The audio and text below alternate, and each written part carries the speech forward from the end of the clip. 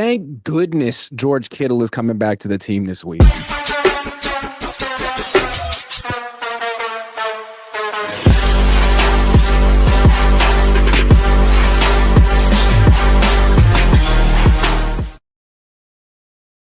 What's up? Welcome to the coaches meeting. That's the coach.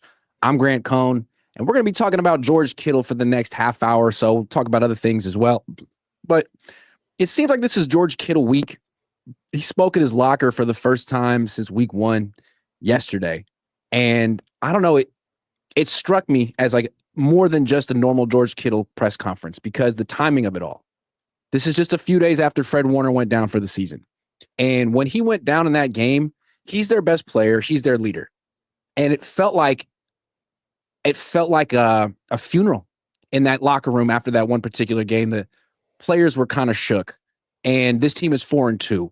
And they have a lot in front of them. They should still be good. And now you have a new leader coming back to sort of take the place of Fred Warner for the rest of the season. And it was interesting to hear George Kittle talk. You guys have probably seen his conference from his locker yesterday. If not, it's on my channel. But let's go through it. I can summarize parts. First, he talked about the run game. Why is it not working?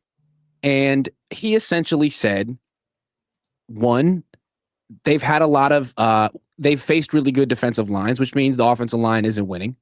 2, they've had a bunch of different players at tight end and wide receiver, which is code, Kendrick Bourne isn't Jawan Jennings, and Jawan Jennings isn't Jawan Jennings, and Jake Tonjes isn't Kittle. And finally, the play calls on the other team have been better than the play calls on the Niners.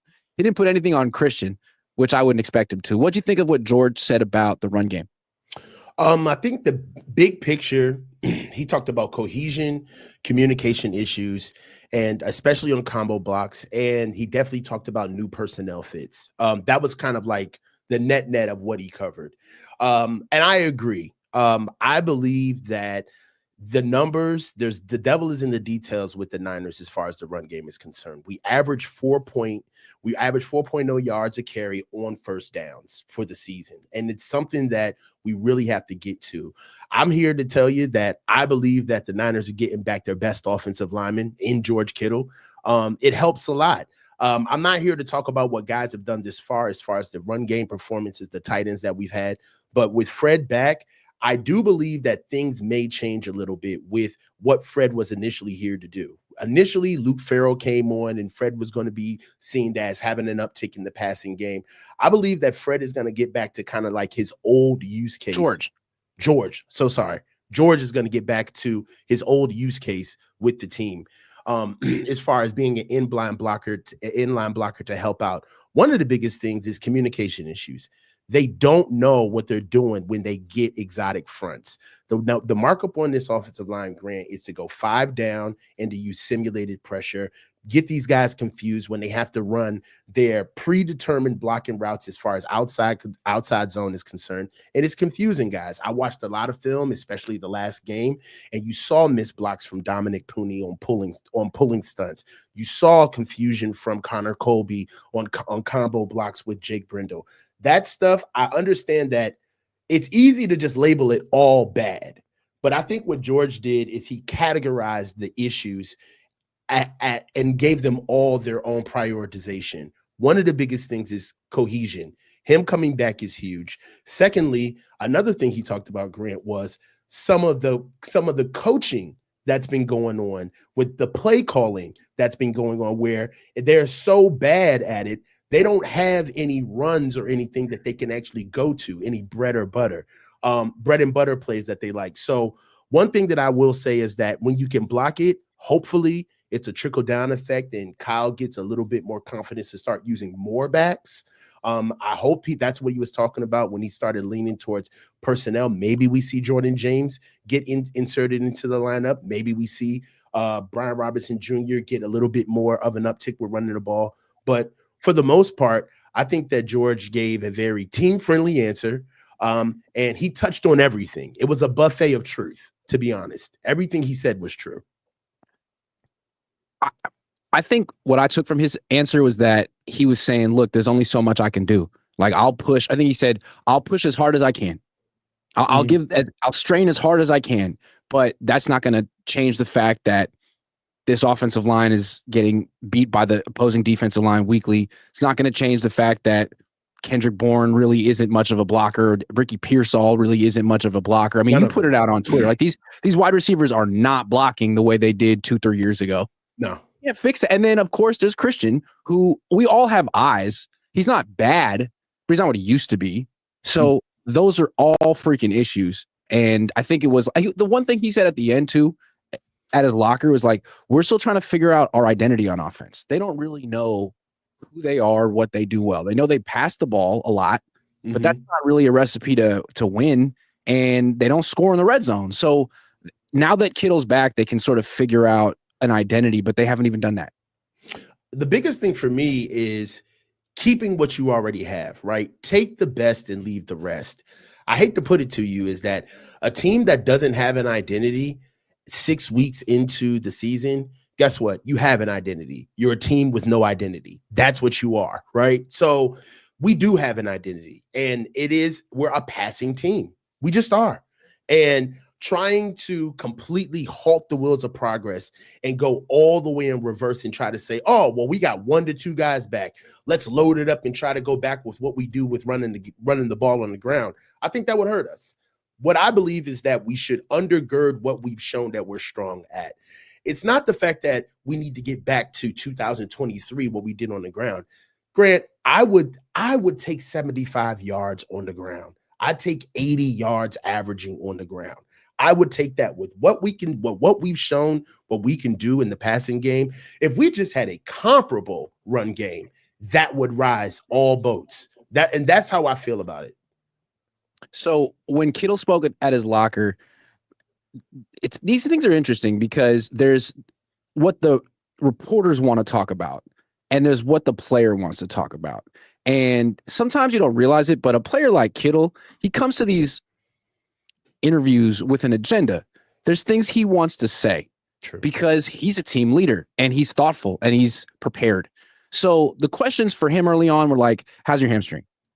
And what can you say about the run game? That's what he wanted to talk about. The hamstring, he said it was fully torn. He's back 5 weeks later. Wow, he's Superman. Incredible. But what he wanted to talk about, he started dropping these things in here. The receivers. He mentioned that he can't wait to play with Kendrick Bourne and Ricky Pearsall at the same time, although those three on the field at the same time, because they all love football so much. They all have so much fun on the field. Their vibes are similar. That's what George Kittle said. So he made it a point to talk about looking forward to playing with specific teammates. And of course, the way I think is if a player mentions certain players, I also hear the guys you don't mention. So you didn't mention Juwan. He just got in a fight with the coach. And you didn't mention Brandon Ayuk, who should be coming back at some point eventually, theoretically, who has been so pissed since they lost the Super Bowl. So I don't know. What'd you think of that little drop?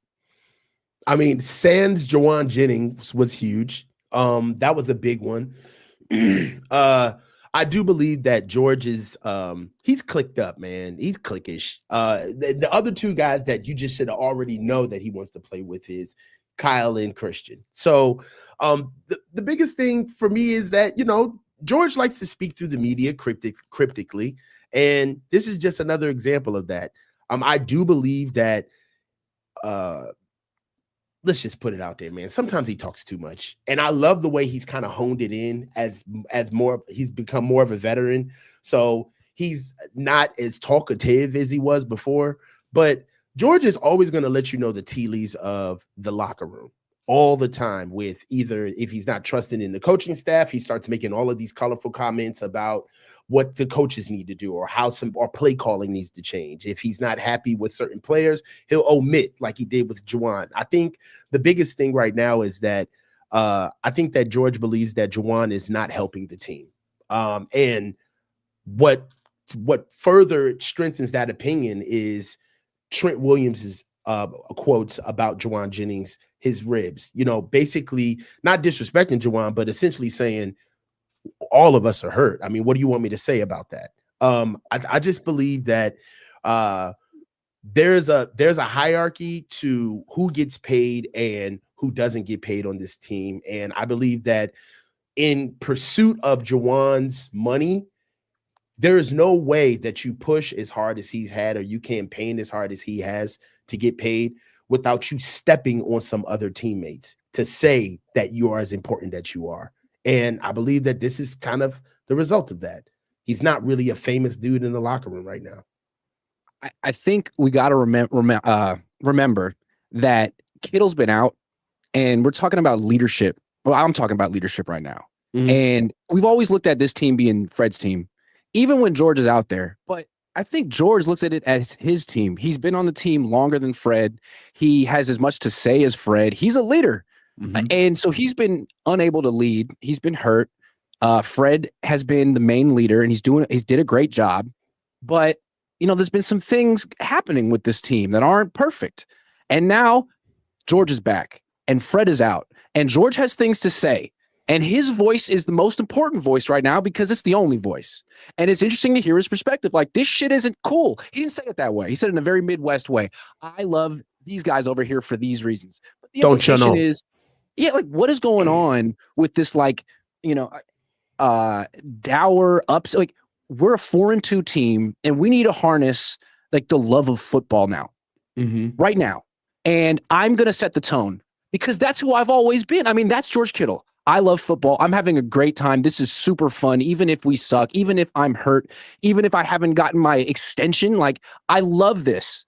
And that's the attitude we're going to have going forward. And you know what? I appreciated it. I liked it. Hey, because who else is going to say it? He needed to say it. 3 words: hearts and minds. Hearts and minds. When you got to get together a rebellious bunch, hey, man, you got to get hearts and minds together. I believe that a lot of what you're saying, the common denominator of everything that George had to bring up was, hey, daddy's home. Yep. There's not a lot of... this season isn't over. And the season ain't over. George Kittle. Yeah. Yeah. You guys went 4-2 without me? Okay, you lost Nick Bosa, heartbreaking. You lost Fred Warner, devastating. I'm back.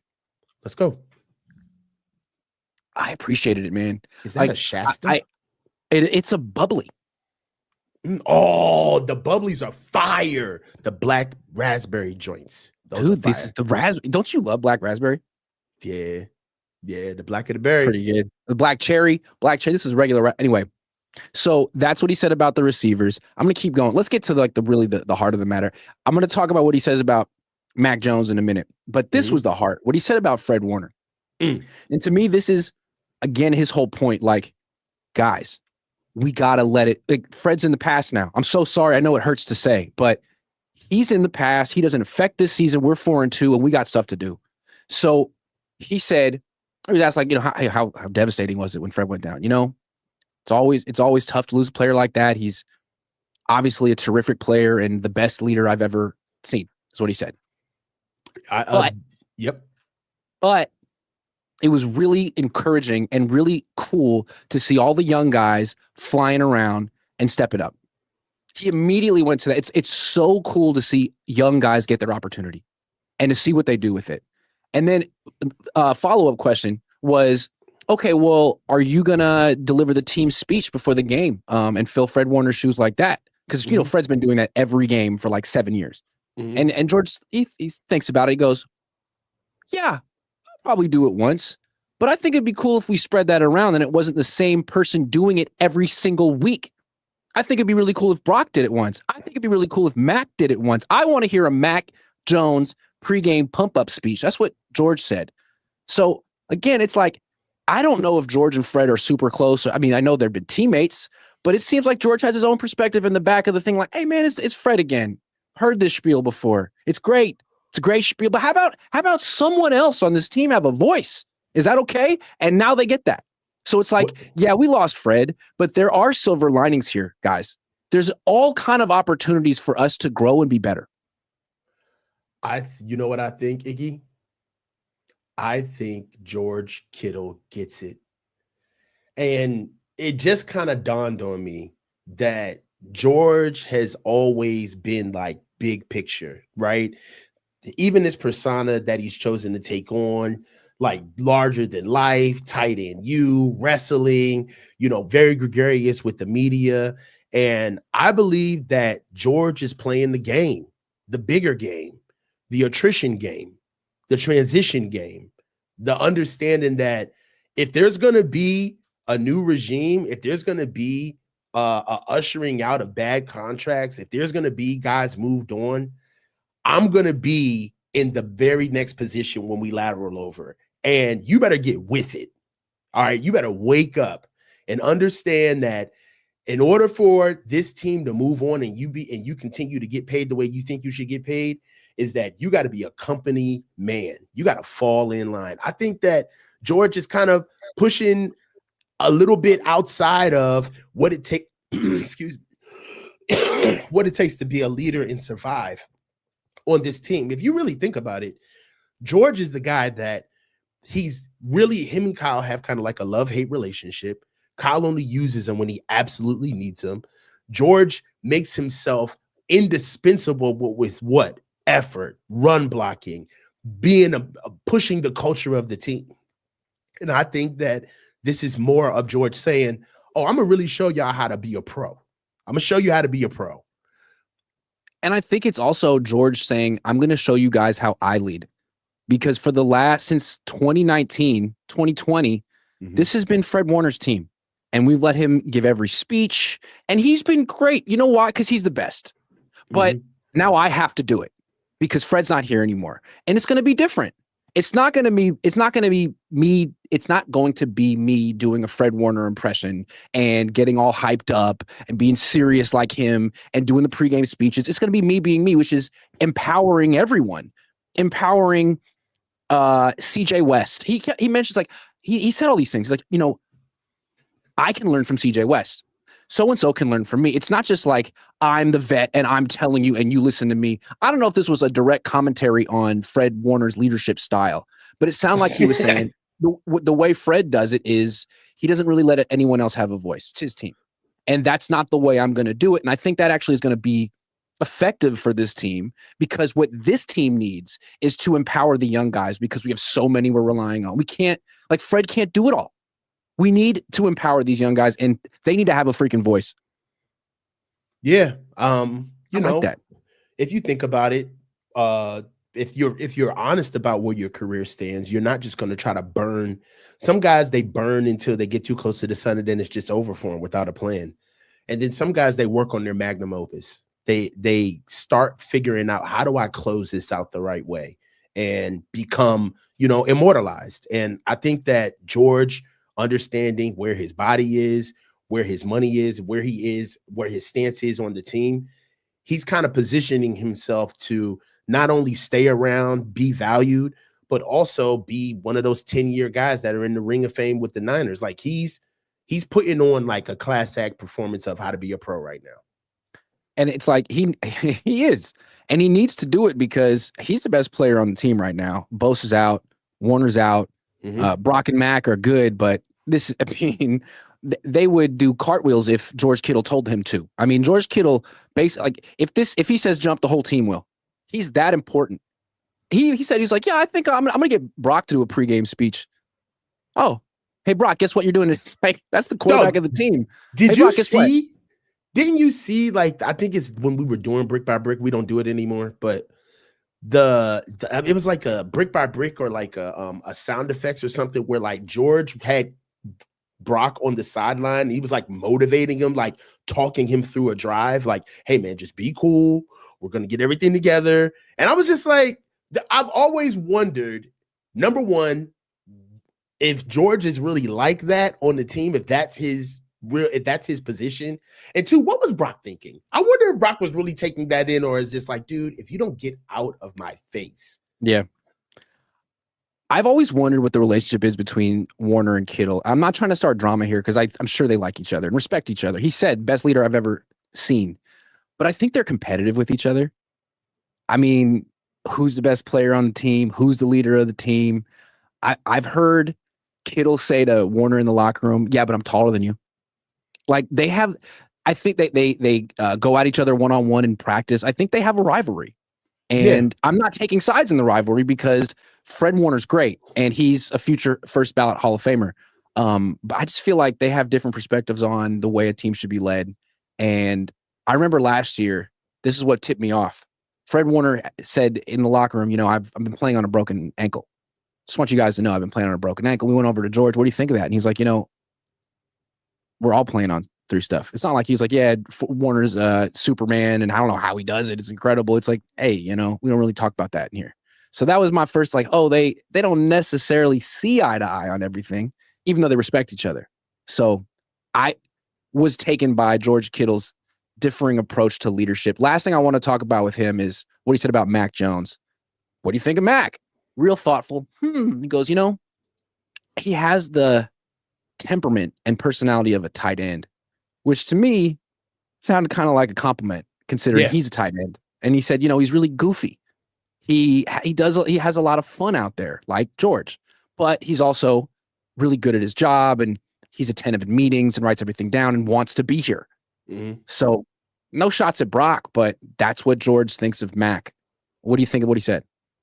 I think that it was a compliment. The biggest thing that I think that exudes from Mac right off the bat, even before he touches the field, is his personality.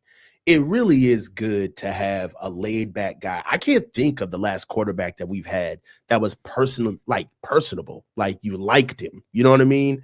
And not to say that, Brock isn't somebody who we don't like his character, or Trey Lance or Jimmy, but they kind of had their persona. Like they're just this kind of, caricature of what they believe the starting quarterback is supposed to be.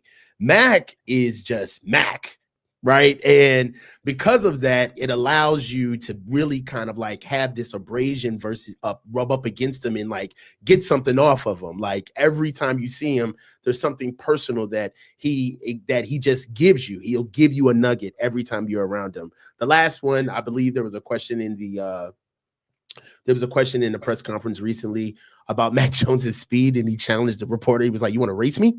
That's something that Kittle would do. I think that is something that it really helps us in the position that we're in the season right now. For lack of a better term, Brock is a little more serious. And when you're going through all of these tough times with all of these injuries, you kind of need somebody that's not really attached to the whole story of the team, that can just see an injury and be in the now and respond. And I feel like a lot of players, especially on offense, are feeding off of that.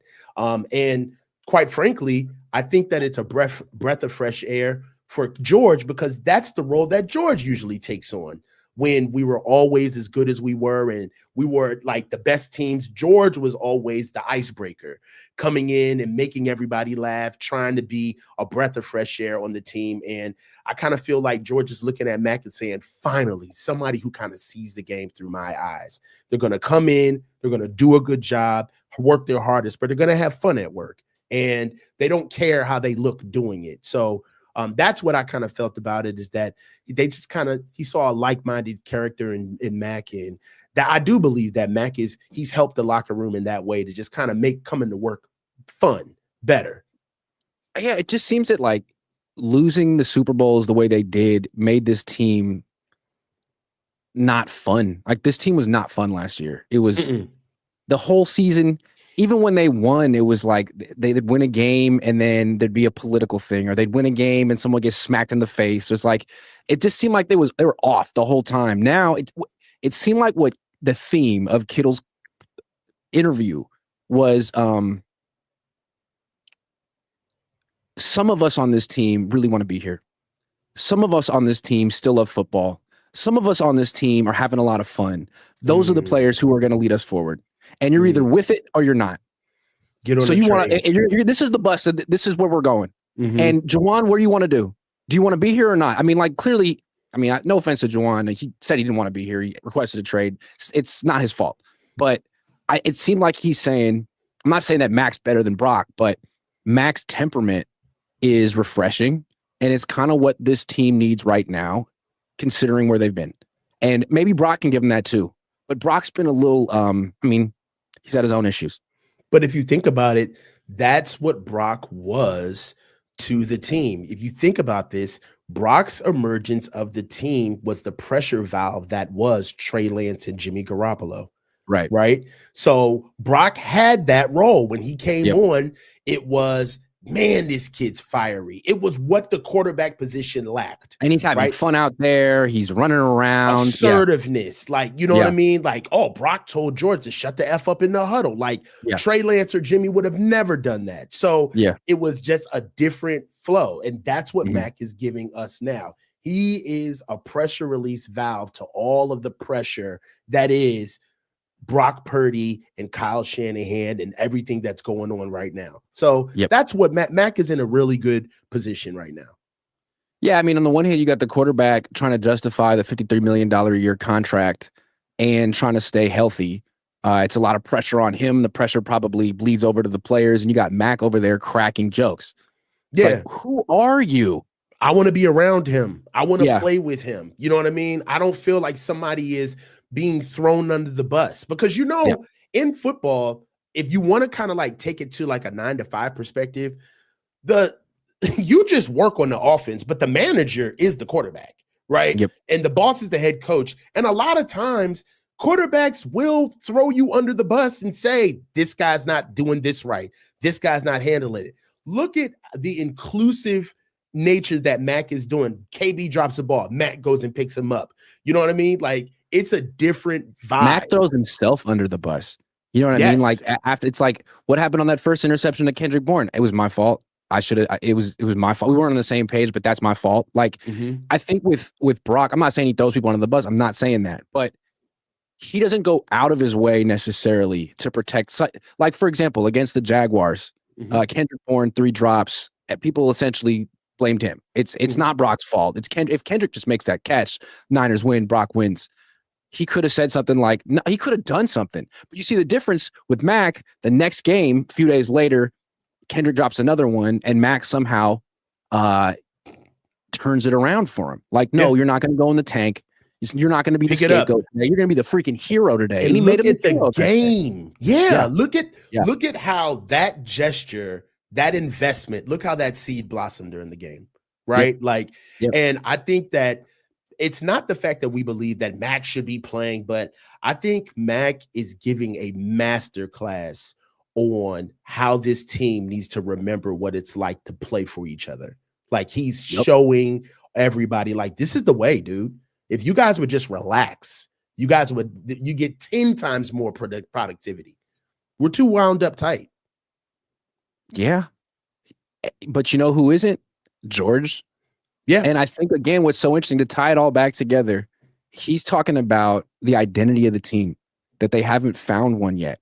And it seems like he's suggesting that there is this passion, this ability to have fun and play for the love of the game and not just for business that exists on this team. Because it seems like the business of football has really put a dark cloud over this team for the last couple of seasons. And he says that there's a portion of this team that isn't affected by that. And Mac's in that. I'm in that. Ricky's in it. Kendrick's in it. Michael's in it. Like, who's in it? Raise your fucking hand if you're on that side of the team. And I think Mac's in it. And I think the interesting thing is that Brock needs to show where he is. He's injured. We don't know. We have no idea how he feels about this team. But when he says we have to find our identity, that includes the quarterback too. Hey, man, I love it because now the cool kids on the team are the guys who play ball, right? It's like growing up in the 90s where the cool kids were actually the cool kids. You know what I mean? Like, yeah, I know exactly what you mean. Let's take some super chats. Foot says, I think Atlanta is actually a real playoff team that took a few weeks to coalesce. In other words, this game is going to be much harder than people think. Yeah, let's talk about Atlanta for a second. I think people say, well, they got blown out by the Panthers. They can't be real, right?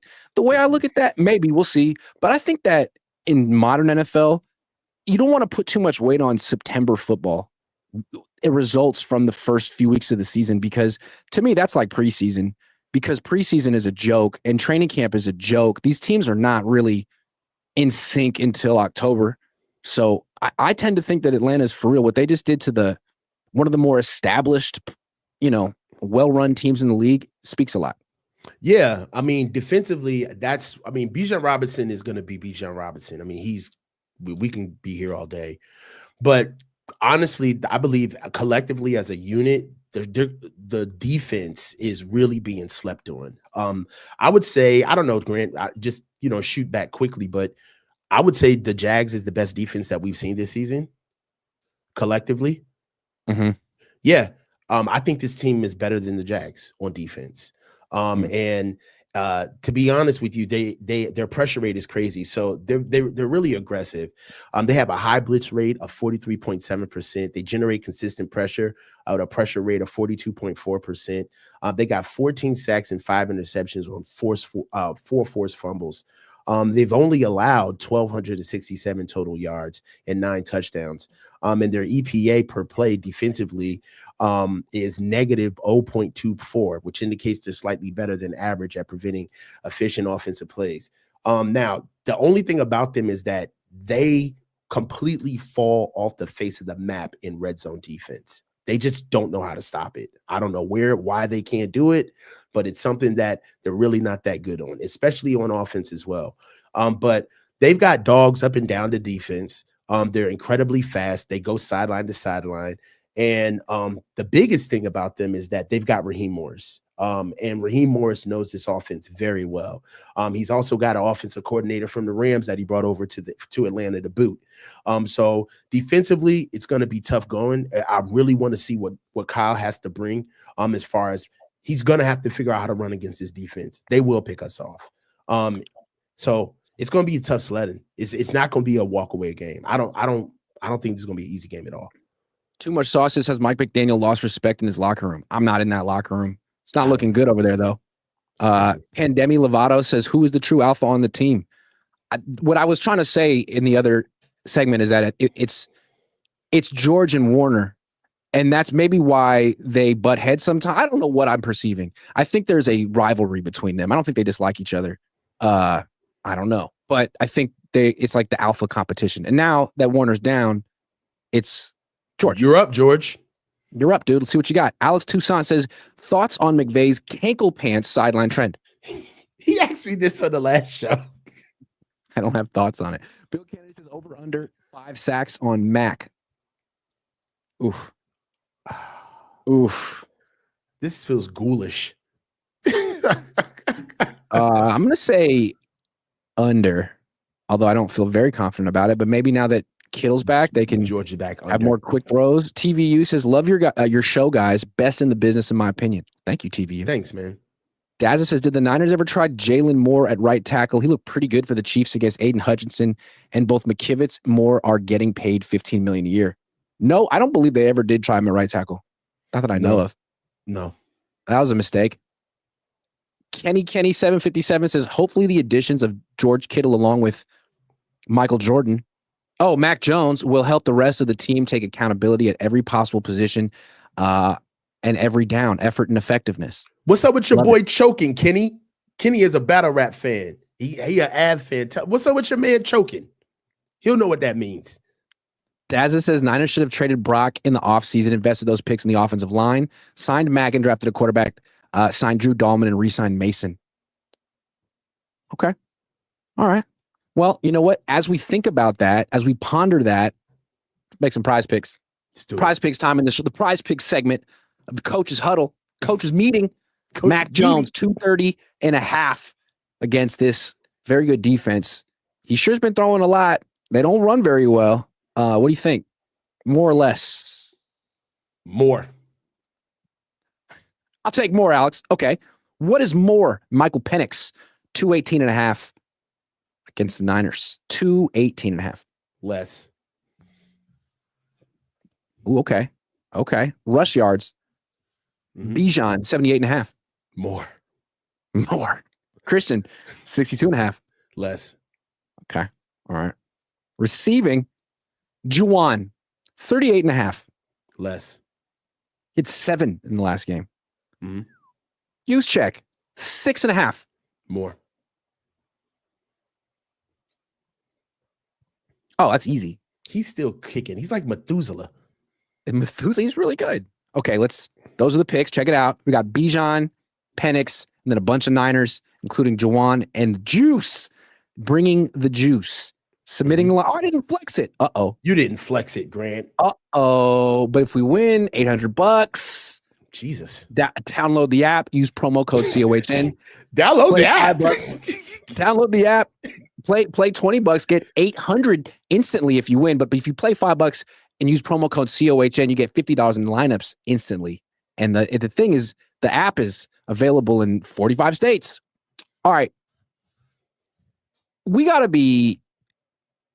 talk about Robert Saleh. We got to talk about Robert Saleh. We got to talk about Robert Saleh. We respect Robert Saleh. He's a good guy, and he's good with the media.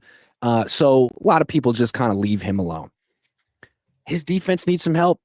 Hasn't intercepted a pass since the Biden administration. It's been a while now. He wasn't here for all of it, but he's come back, and so far, no interceptions. What would you do in his shoes to help him out? This is a hard one, man. But the biggest thing that I think that I would do is I would disguise coverage schemes. We talked about this, I think, on the 4-man front, like our shows run together.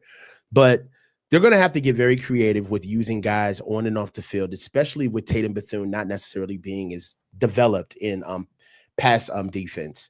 I believe that bringing in Chase Lucas is something that we saw earlier on in the preseason, where Chase Lucas being able to be a designated blitzer off to the side, off of the edge at nickel, could help us a lot. We also need to focus on ball skills in practice.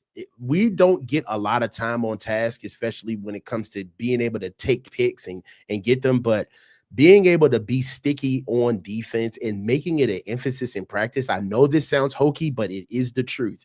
You don't become a defense like the Jaguars, where they constantly punch the ball out, grabbing at us, forcing turnovers. You don't get that unless it is a mantra and it's something that's preached in practice. And it's almost something that I feel like Robert Saleh is going to have to bring back into like the tempo of camp to be able to get that done. Studying quarterback tendencies. We're looking at the quarterbacks that we have right now. We got Michael Penix Jr. that's coming up. He's not necessarily a strong processor at a quarterback, but we can bait, set traps, understand certain scenarios during games when able to start actually producing and engineering for picks, right? A lot of times when you have a defense that has been as talented as ours in years past, you don't worry about interceptions because the culture of the defense and the talent of the team just generates them naturally. You got a good front seven, you're going to get picks. However, we don't have the pass rush necessarily to be able to get the ball out. So we've got to start actually kind of fishing. We got to start picking our spots in our lake. We can't just get out there and throw off the dock of the pier. So those are some of the things that I think that will help us initially. And, lastly, creating a turnover mentality, right? These guys need to come into games saying that we're going to get picks. All right, we are coming to get picks today. I think that it's something that is going to help. It needs to become a part of the culture of the team, and they'll start coming. They will. I do think it's a personnel issue. You mentioned it. The pass rush isn't great, and if you can't play zone and rush forward and get pressure, it's tough to get interceptions. If you're playing man coverage, it's tough to get interceptions because your back is to the quarterback. But I do think there is something that Saleh can do. He made a big decision this year, and I didn't agree with it then. I don't agree with it now. I don't think it's helping. I think it's hurting the defense. Moving Lenoir out of the slot, I don't like it. I still don't like it. And it's nothing against Upton Stout, because he's a good player and he's hits hard and he can blitz. But your playmaker in the defense is Lenoir.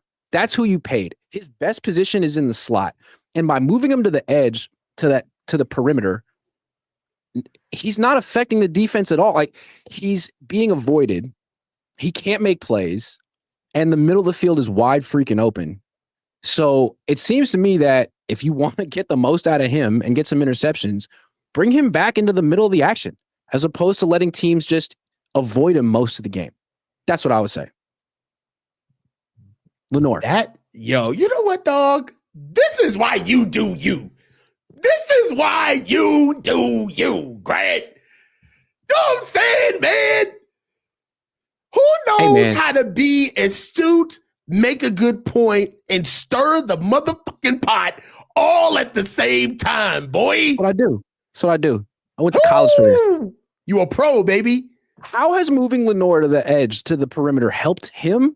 Helped the defense? I don't know that it has. Sometimes I gotta be honest.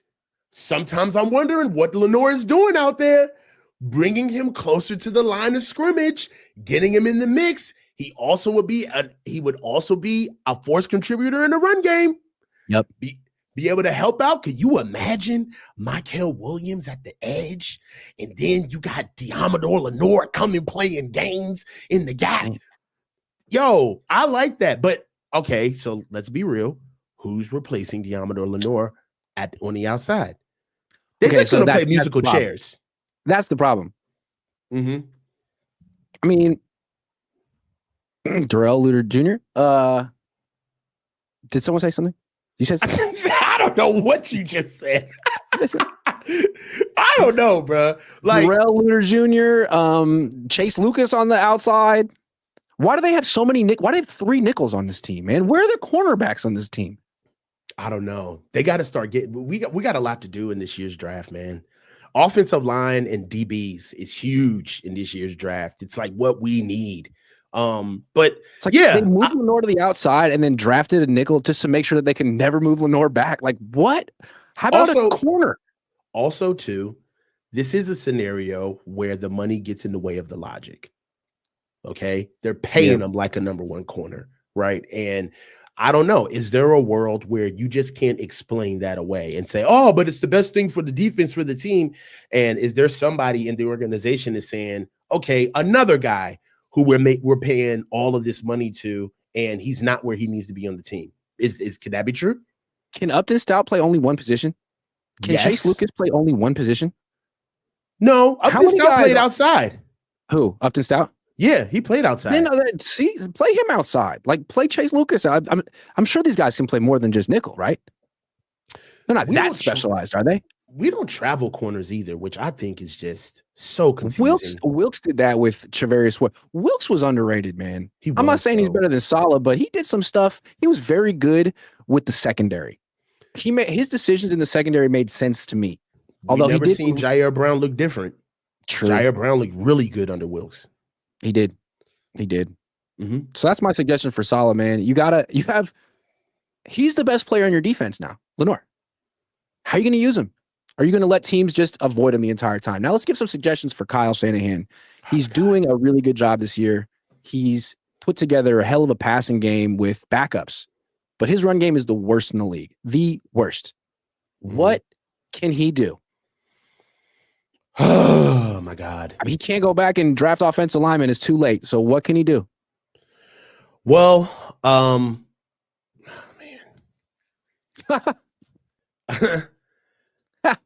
because it's just so many holes, man. Pause. So many holes. But one of the things that he can do is you have to use everybody in your stable. Okay. The definition of insanity is doing the same thing over and over again with the thinking that you're going to get a desired result, a different result. And it's just not happening. Christian McCaffrey needs to be packaged out in this offense. And what I mean by that is give him the tosses, give him the outside zone stretches. Okay.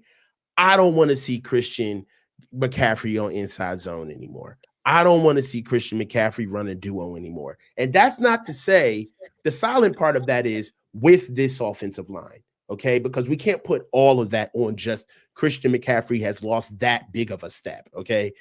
The offensive line, is particularly the interior of the offensive line, is young, inept, and injured, all right? And that just goes from left to right. Connor Colby, Jake Brindle, and Dominic Pooney, all right? Dominic Pooney's injured. Jake Brindle is inept, and Connor Colby is doing the best he can with his 50 college starts. But he's young, and he's gonna make mistakes playing at this level. It's just that's what you're gonna get out of a guy that you draft that late. Another thing that I would like to see is leaving Christian on the field, and he just started this 2 weeks ago. He let us down. That's by the second week, but keeping Brian Robinson Jr. and Christian McCaffrey on the field together, being able to create a light box schematically with keeping Christian at the slot and keeping him outside the box so we can be able to focus on having a 6-man box, help the offensive line out and give them a 6 to 7-man box. We should not be gearing up on run downs when they're gotta have it downs, and this is not necessarily what we do.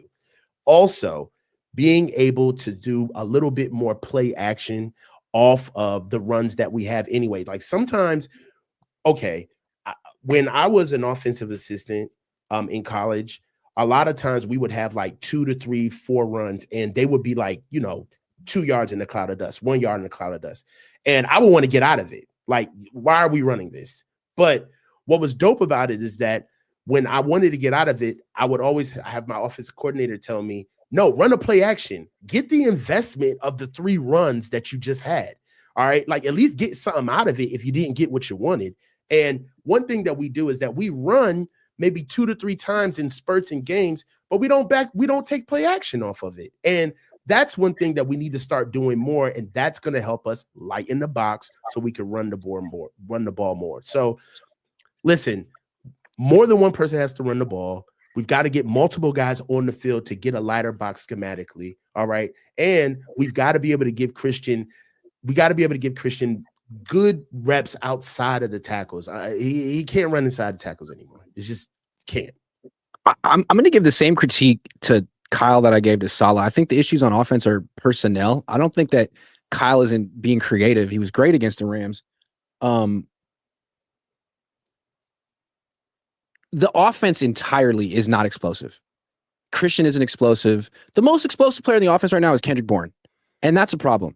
So in the past, when Kyle was at his most creative, I guess, or most effective, everyone on offense was a home run hitter. Debo could take it the distance. Christian could take it the distance. Ayuk could beat you over the top. Kittle could take it. You had 4 home run hitters on the field at any given time. That was them. That was their identity. Pick your poison. And that's what made him so good. Now you have none. So it's just really hard to move up and down the field. It's really hard to score. You're in the red zone. You're not scoring in the red zone. He needs to get some explosive home run hitters on the field. Who are those guys? Well, they don't really have them. But what about Isaac Guerrero, man? Like, what happened to him? You used to play him. Okay, like his vision isn't great. Like, you haven't given him 1 carry this year. Not 1. You haven't thrown him 1, not a nair, not a pass. I'd like to see Isaac Guerrero because at least he's a home run hitter. And also Jordan Watkins. He's been hurt, but we saw him in the preseason. He can beat you over the top. You need to get actual speed on the field. And when Ricky comes back, that'll help too. Yeah, I believe that with team speed on offense is something that is a weapon. You absolutely need it. My biggest thing in the red zone, score from 40 yards out. Also, my biggest thing is Jordan James, man. Where is he at? He needs to play. He specializes in running in between the tackles. And I don't know. He didn't have much of a camp, but I just think that shelving him right now with what we're doing in the run game right now is just begs the question, like, where is he? Doesn't it feel like the Niners paid Christian all this money, and rather than admit that it was a mistake and just finding out who the best running back is by playing them all, they're just saying it's not Christian's fault. It's not Christian's fault. It's not Christian's fault. We're going to keep giving him the ball, and we're going to try to find a way to justify this investment. It feels like a business decision. Yeah, the money is in the way of the logic, bro. It's not about, and you know what is, and what really sucks about it is that it's not helping Christian. As much as they say they love him, as much as they say how much of a team player he is, what they're really doing is they're just emptying the tank. It's like, dude, you made this money. We're giving you, we're brute forcing you these carries. Yeah. Your usage rate is going to be through the roof. And you didn't play much last year. Now you could play enough for 2 years, then 1 year. Yeah. Because of the money, man. Yeah. Kyle, those are business decisions. You got to get the best running backs on the field. When you're dead last in the NFL in yards per attempt, you owe it to your franchise to try different running backs back there. It's not like Christian's getting it done. He's averaging 3 yards a carry. His backup's averaging 4. That means the backup should be getting more carries. And we need to see, you traded Debo for Jordan James. We need to see Jordan James. He's a running back. He doesn't take years to develop. If this was corporate America, this would be wildly unprofessional. Just take football out of this aspect and look at the relationship between Christian and Kyle and what he's doing in the organization and what's available. Everybody would be looking at Kyle like, yeah, and not for nothing, you know this guy personally. Like, can you please sit him down? I know you gave him all of this money, but it's not helping the company. So what are we doing? Let's wrap it up this way, and then we'll get to our final super chat. So I've been largely positive with Kyle this year. I think everyone kind of agrees he's doing the best he's ever done. It's early in the season, but he's doing some of the best work he's ever done. Yes. That being said, there still are things to critique, like his run game, like the lack of, like his personnel usage. And then there's the little details which have eluded him at times in his career. There was the rule in overtime in the Super Bowl. That's a sore spot. And then there was this 10 men on the field when Fred Warner broke his ankle. It's unfortunate to feel like that particular injury could have been prevented maybe. So if you don't know what happened, I haven't talked about it much on my channel this week. When Fred Warner went down against the Bucks, you go back and watch the tape, there was no defensive end on the field. There were 3 D linemen. There was no D end on Warner's side. They run to that side. Tristan Wirfs gets a pretty much a free run at Fred Warner, who's caught on his heels, and well, you know what happens next. We asked Kyle about it. We asked Salah about it. They both said, they just didn't see it, and it can't happen. It's on them. What do you think?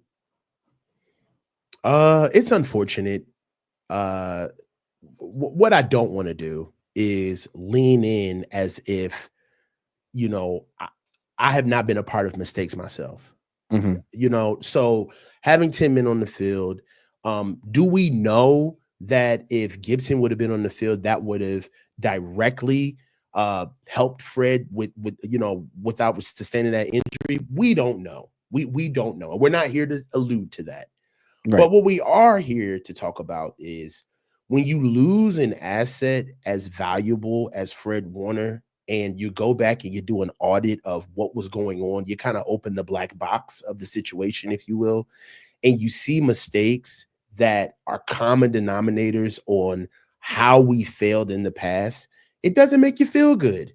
It's, to be honest with you, the quote that comes to mind is just more of the same, and what really is frustrating is if you look at the little blunders that turn into big catastrophes that turn into lost seasons, we start seeing things that are just like, oh, that doesn't matter. These small things don't matter. But you start looking at what are the small things that kept us from Brock Purdy's injury, hurting his elbow? What are the small things that we missed from blowing leads in the Super Bowl, or Trey Lance's injury, right, where he hurt his ankle and we're running him in between the tackles, or not blocking correctly for Brock Purdy and Kyle saying, oh, well, he missed the drop, instead of just understanding, like, why are you blocking Hassan Reddick with what tight end was that at the time? Tyler Croft or something. Tyler Croft, I don't even remember his name. Yeah. And really what it shows is just more of the same, Grant. Why is the team so remarkably hurt all the time? Guys don't get enough rest. We've heard people that left this organization to talk about the rest rate of what they get. I believe Raheem Mostert talked about it. And at that time, he got killed for coming out about how the Niners really rush players back. They don't give you the time to make real rest. And you look at things like special teams, Kyle doesn't prioritize it. Offensive line, they don't prioritize it. 2-minute drill, they don't prioritize it. So it hurts because I don't know how you feel. I know you're not a fan of the team, but there was a definite mood shift when Fred went down. It was unfortunate.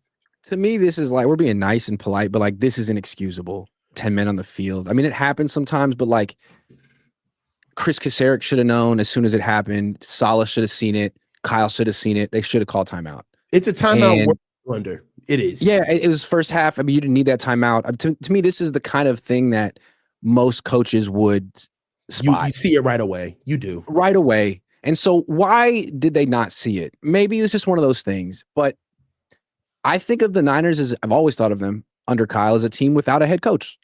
They're a team with play callers, great ones. But this is the kind of thing a head coach would spot. It's his job. I'm watching the game. I'm dialed in. But with Kyle, he's thinking about the next series. He's an offensive coordinator too, and he's so good at that.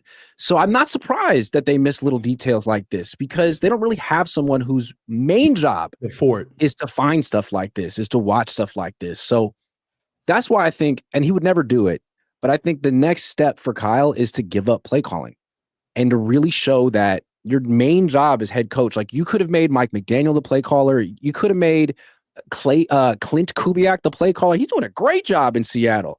He would have been great. He knows your system. You had him here. And then Andy Reid doesn't call plays anymore. And he's great. He's one of the best of all time. I think Kyle, man, you're great at it and you're better than Clay Kubiak, but someone needs to be on top of this stuff because they're little things that ruin seasons.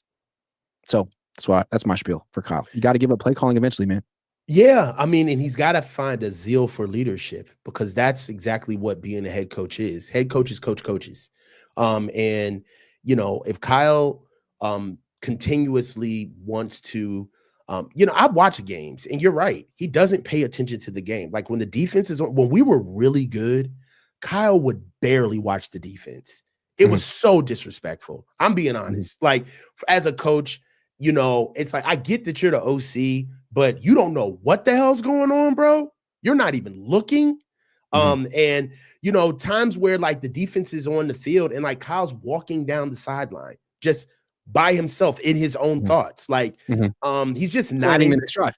Yeah, he's just not engaged, to be honest with you, with the game, right?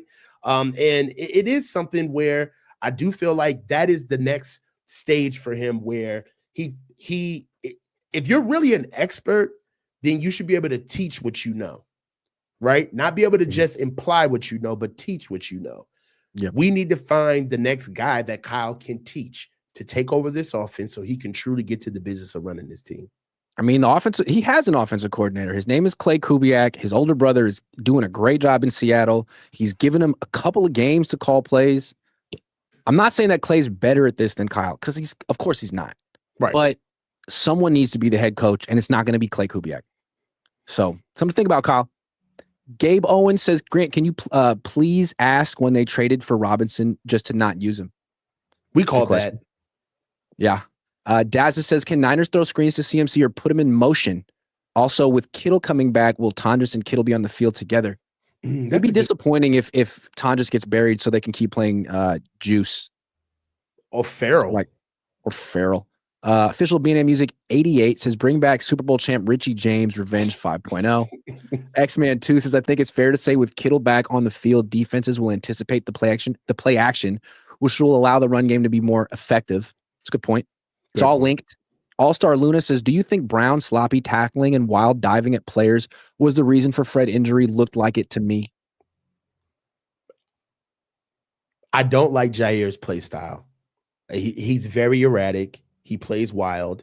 And yes, I did notice that, but he can't help that. He's just playing at 100%. Again, he's trying to fly across the field and make a play for a defense that had 10 men on the field. So I wouldn't fault the guy for being around the action. Happens. Yeah. Vermilion Sports Report says Mac joins Jimmy and Brock saving Kyle's job. Same O-line. Mac to save Kyle. Nivix Media says Niners are a passing team with Mac, but not Brock. They're a passing team with whoever the quarterback is this year because they can't run the ball. They can't run the ball. And on that note, practice starts in a few minutes. I got to run out there and see if Ricky's going to play. Yeah.